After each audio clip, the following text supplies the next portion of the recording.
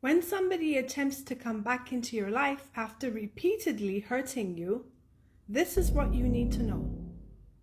Be honest with yourself about the impact it had on you, based on the past hurtful actions of that person. The repeated hurt and the subsequent ghosting and gaslighting caused you a great deal of pain and confusion. And do not forget about that before you consider moving forward with them. It is essential for you to address the past and understand if anything has indeed changed on that person. You need to see if that person has genuine remorse and is now willing to show accountability for their behavior of the past. You need to recognize the hurt that person caused you, and they need to take responsibility for it and provide you with reassurance and to find out if they actually grew and changed as a person. Because let me tell you, trust is not something that can be easily rebuilt.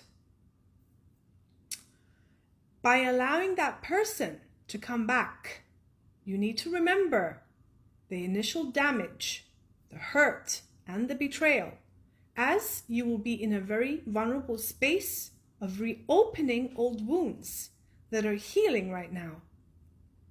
You need to know if the person evolved and learned the lessons.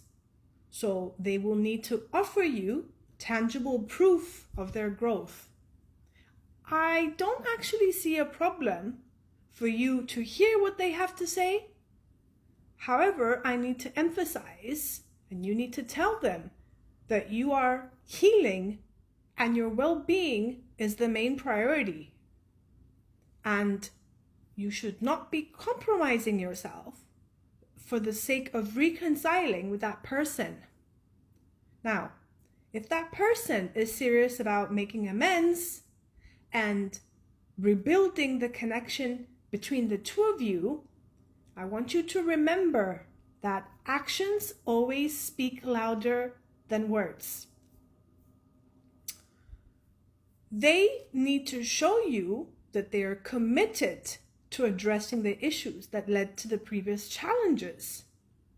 So what that would mean is for them to be consistent, to be honest, and to have respect for you and everything that you've been through. They need to understand that rebuilding trust takes a lot of time, and that's not a thing that's going to be happening overnight.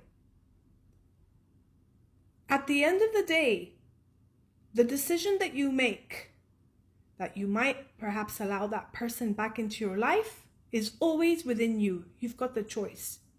Be careful and evaluate their words and their actions and consider whether the potential benefits outweigh the risks of taking that person back. Your healing and happiness is a top priority. And please do not compromise for anything or anyone. That person needs to consider the pain that they have caused you and what changes are they planning to do about everything that happened. That person is required to make a genuine effort, and they need to be growing in order to help you regain the trust.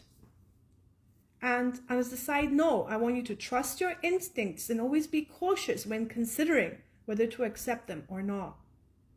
Because usually your instincts are your inner voice that is guiding you based on the past experiences and perceptions you also had with that person. If at any time you have reservations or lingering doubts about someone's sincerity or the ability to change, it's really important for you to honor the feelings and hunches that you have. If you do decide to allow them to come back and give them another chance, do that with caution and always maintain open communication about boundaries, expectations, and regularly reassess the situation and make adjustments as necessary to ensure Your well-being remains always a top priority.